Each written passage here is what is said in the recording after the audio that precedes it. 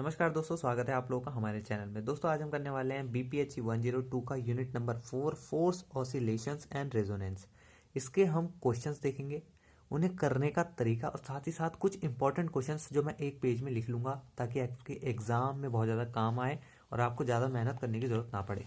तो दोस्तों आप देख सकते हैं मैंने यहाँ पे सारे के सारे फॉर्मूले एक जगह पर लिख लिए हैं। ये हमारा चैप्टर का नाम है प्यारा सा, फोर्स्ड ऑसिलेशंस एंड रेजोनेंस। क्या क्या फॉर्मूले हैं आप देख सकते हैं। एक स्टडी स्टेट एम्पलीट्यूड का फॉर्मूला आपको याद रखना है, ये वाला है। रेजोनेंस फ्रीक्वेंसी का आपको फॉर्मूला याद रखना है, पीक वैल्यू का याद रखना है, क्वालिटी फैक्टर का, एंगुलर फ्रीक्वेंसी का, सॉरी हाँ ये देखो क्वालिटी फैक्टर और एंगुलर फ्रीक्वेंसी। तो ये कुछ फॉर्मूले दोस्त आपको याद रखने हैं, देख देख लेना इनको, चाहे तो कहीं पे नोट कर लेना। अब इसके आगे मैं ये नहीं बताऊंगा कि एफ नॉट का मतलब क्या है, ओमेगा का मतलब क्या है, हल्का फुल्का बताऊंगा, ज़्यादा नहीं बताऊंगा, ठीक है। तो चलिए शुरू करते हैं हमारे आज के क्वेश्चंस। क्वेश्चन नंबर फर्स्ट की लिस्ट में दोस्तों हमारा है, क्वेश्चन नंबर फर्स्ट हमारा क्या कह रहा है, an alternating potential of frequency 10 to the power 5 hertz. देखो पढ़ पढ़ के इसलिए बता रहा हूँ ना, अगर मेरा जो राइटिंग है मैं चाहूँ तो डायरेक्ट सॉल्यूशन बता सकता हूँ, या फिर जैसे और यूट्यूबर करते हैं डायरेक्ट लिख के फोटो खींच के चिपका दिया। पर यहाँ पे समझ में आना चाहिए कि जो ये मैंने लिखा है क्या लिखा है। मेरी राइटिंग तो आधों को समझ ही नहीं आ रही होगी।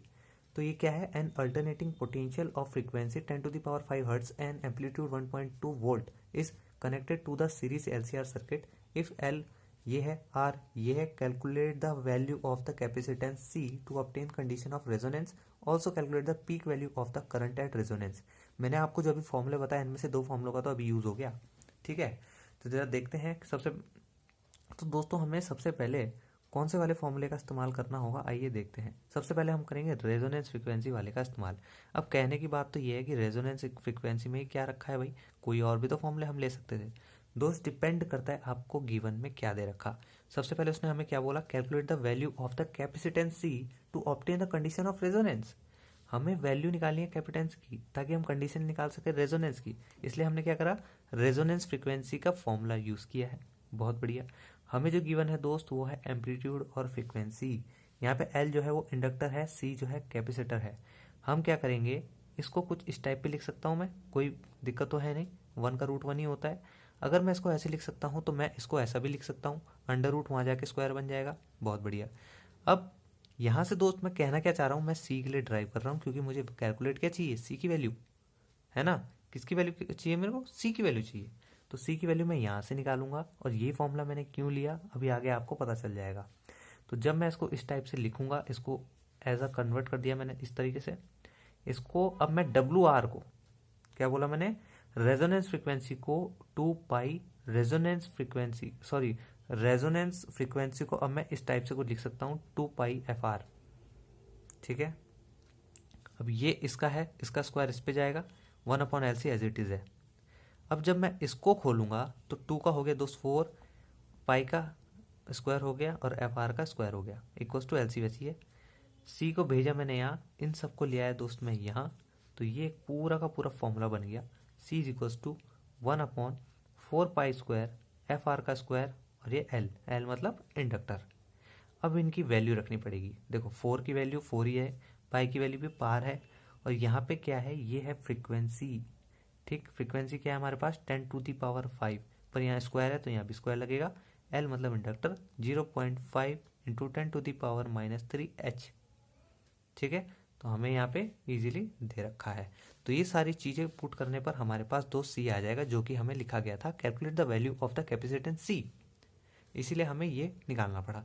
सी का इजीली फॉर्मूला ये वाला था, इसीलिए हमने ये वाला फॉर्मूला ले, देखो लेने के लिए हम कुछ और भी ले सकते थे, बुक में और फॉर्मूले भी है।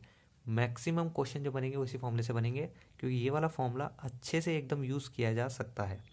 अब दूसरी चीज़ क्या कहा, also calculate the peak value of the current और रेजोनेंस। जो रेजोनेंस में करंट है उसकी पीक वैल्यू निकालो। पीक वैल्यू को दोस्त कभी कभार मैक्सिमम वैल्यू भी बोलते हैं, इस चीज़ को ध्यान से पढ़ना, इसलिए मैंने लिखा है करंट वैल्यू और पीक वैल्यू, ठीक है। करंट एम्पलीट्यूड, पीक और मैक्सिमम वैल्यू। पीक और मैक्सिमम वैल्यू एक ही चीज़ होता है, ठीक है, ध्यान रखना। पीक बोले या मैक्सिमम वैल्यू बोले, ये दोनों एक ही चीज़ होती हैं। तो पीक वैल्यू का फॉर्मूला आप देख सकते हो, E0/R, E0/R, ये वैल्यू आप रख सकते हो 1.2V/40 ऑलरेडी दे रखी है, ठीक। तो आप वहाँ से यहाँ पे रखोगे, इजीली आपका आंसर आ जाएगा 0.03 ए। ठीक है ना, कुछ था इस क्वेश्चन में। ठीक, ई नॉट की वैल्यू आपको दे रखी है, ये रही 1, ये देखो 1.2 V, ये रहा आपका ई नॉट। ठीक है, आर आपको दे रखा है 40। तो यही पूछा था, calculate the value of capacitance C. हमने इस वाले फॉर्मूले का इस्तेमाल किया ताकि हमारा सी निकल सके, इसको इस तरीके से कन्वर्ट किया। दूसरा पीक वैल्यू का फॉर्मूला ऑलरेडी हमें पता है। अब चलते हैं नेक्स्ट क्वेश्चन में। अब दोस्तों ये नेक्स्ट क्वेश्चन आपको दिख रहा होगा बहुत बड़ा है, लेकिन ना ये ना पार्ट्स में पूछा जाता है। पार्ट्स में मतलब या तो इस पूरे बॉडी के साथ ए दे देगा या तो बी दे देगा। क्वेश्चन पढ़ते हैं क्या कह रहा है। Consider a weakly damped oscillator with mass of 0.2 kg, damping constant ये दे रखा है 4 एंड फोर्स कांस्टेंट की वैल्यू 40 दे रखी है। Suppose that this oscillator is driven by a periodic force. ये फॉर्मूला दे रखा है आपको, F equals to F nought cos omega t, where F nought equals to 4n and omega is equals to 30 second inverse. दो चीजें आपको calculate करनी है। पहली क्या है, values of amplitude A and phase theta of the steady state oscillation describe by x2t equals to a cos omega t minus theta. दूसरा चीज क्या बोल रहा है, calculate the average power dissipated against the resistive force in 1 cycle. दोनों चीजों को ध्यान से समझेंगे। पेपर में क्वेश्चन लिखने से पहले जब भी आप सॉल्यूशन करते हो तो सबसे पहले उन चीज़ों को एक जगह पे लिख लें जो गिवन आपको दे रखी हैं। इससे आपको एग्जाम में बहुत ज़्यादा हेल्प मिलेगी। क्वेश्चन में जितनी चीज़ें गिवन दे रखी है उस हिसाब से आपको फॉर्मूला फाइंड आउट करना है। तो आप देख सकते हो ये सारी चीज़ें दे रखी, 5 चीज़ें गिवन दे रखी है। सबसे पहले उसने हमसे पूछा क्या, calculate the values of amplitude. और एम्पलीट्यूड का फॉर्मूला मैं ऑलरेडी यहाँ लिख रखा है, आप इजीली देख सकते हो। तभी लिखा है, सोच के लिखा है कुछ। ठीक है, तो यहाँ पे आप देख सकते हो। तो हम क्या करेंगे, हम यहाँ पे दूसरे वाले फॉर्मूले का इस्तेमाल करने वाले हैं। क्यों करने वाले भाई, क्योंकि देखिए हमारे पास मास भी गिवन है और ऊपर वाले पे मास नाम की कोई चीज़ है ही नहीं, तो नीचे वाले पे तो है ये रहा।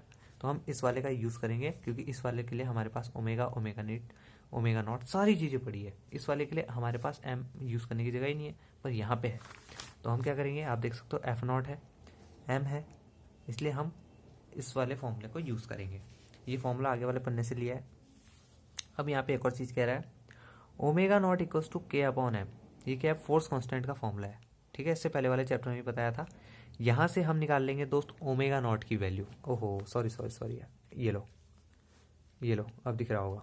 ठीक, तो ये सारी वैल्यूज हमारे पास है। देखो एम है, बहुत बढ़िया, एफ नॉट है, बहुत बढ़िया, ओमेगा नॉट नहीं है, ओमेगा तो इसमें अभी डैश लगा देता हूँ, ओमेगा नॉट नहीं है, ओमेगा है, बहुत बढ़िया, बी है क्या, ओमेगा स्क्वायर, ओमेगा तो वही हो गया ना, ओमेगा नॉट भी, हाँ ओमेगा है पर ओमेगा नॉट नहीं है। चलो ठीक है, ओमेगा भी है इसका मतलब, ठीक है, और बी नहीं है। मतलब हमें दो चीज़ें फाइंड आउट करनी है, एक हो गया हमारा बी और एक हो गया हमारा ओमेगा नॉट। अब इन दोनों चीज़ों को फाइंड आउट करते हैं। सबसे पहले ओमेगा नॉट की बारी आ गई। ये इसका फॉर्मूला होता है, इससे पहले वाले चैप्टर में भी बताया था। इसकी वैल्यू जब आप निकालोगे तो 14.1 सेकंड इनवर्स आ जाएगी। डिटेल में लिख रहेगा, के की वैल्यू आपके पास गिवन है, एम की वैल्यू भी आपके पास गिवन है, ओमेगा नॉट की वैल्यू आ जाएगी। अब यही फॉर्मूला मैंने क्यों लिया, क्वेश्चन ये बनता है कि ये वाला फॉर्मूला मैंने क्यों लिया। एग्जाम में आप करके तो आ जाओगे, पर फर्क ये पड़ता है कि यही क्यों, और भी तो ले सकता था भैया। के की वैल्यू मेरे पास है, एम की वैल्यू मेरे पास है, ओमेगा नॉट निकालने का सबसे आसान फॉर्मूला यही था, इसलिए मैंने यही लिया, वरना मैं कुछ और भी ले सकता था। अब बात करते हैं बी की। अब देखो जरा, अब यहाँ पे B equals to gamma upon 2m। अब सोचने वाली बात है, बी के लिए यही क्यों, एक और फॉर्मूला भी तो था इससे पहले वाले चैप्टर में, एम्पलीट्यूड के लिए पढ़ा था। अरे भाई जो चीज़ गिवन है उस हिसाब से ही तो रखूंगा, गिवन क्या है इस हिसाब से चलता है दोस्त क्वेश्चन, ये इस हिसाब से नहीं चलता कि आपके पास क्या है। ठीक है, जो जो चीज़ें आपके पास है, मेरे पास गामा की वैल्यू है 4, मेरे पास एम है, तो मेरे पास बी निकल जाएगा। बी निकल गया दोस्त, ओमेगा नॉट निकल गया, सीधा डायरेक्ट देख क्वेश्चन में बिना सोचे समझे आंसर आ जाएगा 0.03 एम।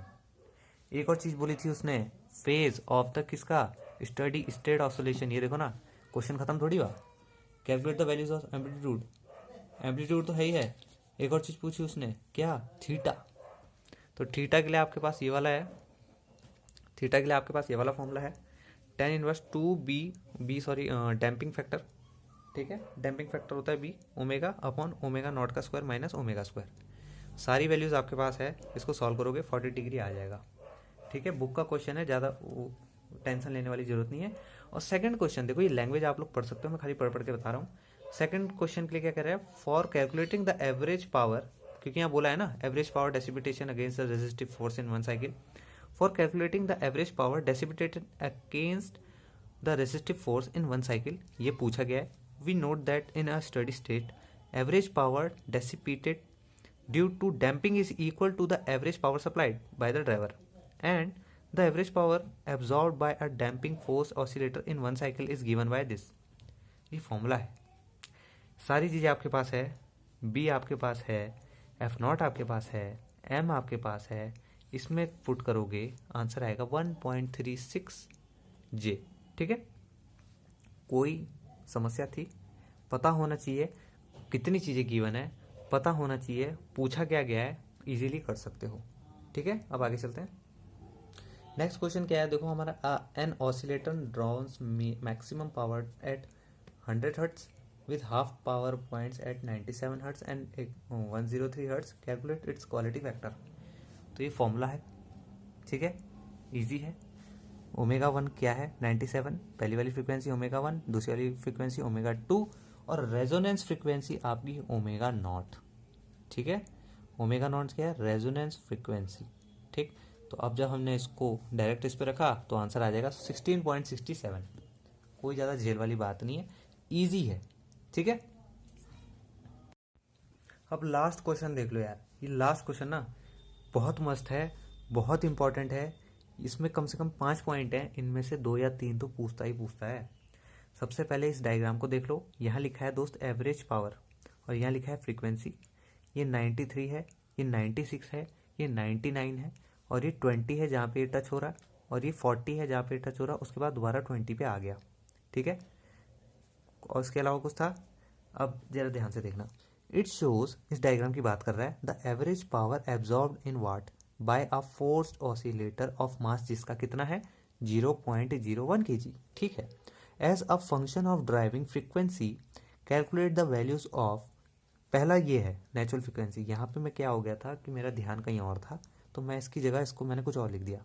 तो कैलकुलेट द वैल्यूज ऑफ, पहला क्वेश्चन है नेचुरल फ्रीक्वेंसी, दूसरा क्वेश्चन है आपका क्वालिटी फैक्टर, तीसरा क्वेश्चन है दोस्त डैम्पिंग फैक्टर, डैम्पिंग कांस्टेंट, चौथा है डैम्पिंग फैक्टर और डैम्पिंग कांस्टेंट सी है, और पांचवा है आपका the amplitude of the driving force, और छठा है the amplitude of the oscillator at omega equals to omega not.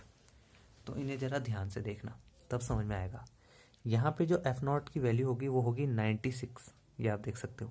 Therefore resonance angular frequency, ये आपकी क्या है, रेजोनेंस एंगुलर फ्रीक्वेंसी। अब दोस्तों हम पहले करेंगे नेचुरल फ्रीक्वेंसी। नेचुरल फ्रीक्वेंसी को हम किससे डिनोट करते हैं, ओमेगा नॉट। इसका जो फॉर्मूला होगा वो होगा 2 पाई एफ नॉट। मैं आपको एक चीज़ और बताता हूँ, अगर ओमेगा एफ नॉट है, सॉरी ओमेगा नॉट है, तो उसका फॉर्मूला देखो, ओमेगा का फॉर्मूला क्या होता है 2 पाई एफ। अगर ओमेगा नॉट है तो 2 पाई एफ नॉट। हमें ओमेगा 1 है तो 2 पाई एफ 1, अगर ओमेगा 2 है तो 2 पाई एफ 1। मतलब ये कांस्टेंट रहेगा, ये एज इट इज इसके तरीके से चेंज होता रहेगा, ओमेगा के चक्कर से आपका एफ नॉट चेंज होता रहेगा, ध्यान रखना। तो ओमेगा नॉट जब आप इसकी वैल्यू रखोगे, देखो सब कुछ लिखा हुआ है इजी सी भाषा में, पाई की जगह रखना 3.14, आपका आंसर आ जाएगा 603 सेकंड इनवर्स। नेचुरल फ्रीक्वेंसी आ गई, बहुत बढ़िया। अब चलते हैं दूसरा क्वालिटी फैक्टर। क्वालिटी फैक्टर किधर गया मेरा ट्रैक्टर, हाँ ये रहा quality factor. Quality factor equals to omega not upon omega 2 minus omega 1। भैया यही क्वेश्चन क्यों ले रहे हो, यही फॉर्मूला क्यों ले रहे हो, फॉर्मूला तो बहुत है भैया, नीड के हिसाब से इनकी वैल्यू है। अब देखो मैंने क्या बोला था, जब ओमेगा नॉट होगा तो 2 पाई एफ नॉट होगा, जब ओमेगा 2 होगा तो 2 पाई एफ 2 होगा, और जब ओमेगा 1 होगा 2 पाई एफ 1 होगा। 2 पाई कॉमन निकाल के काट दो, बचा F not F2 minus F1। समझ में आया, इस क्वेश्चन से इस पे लाए।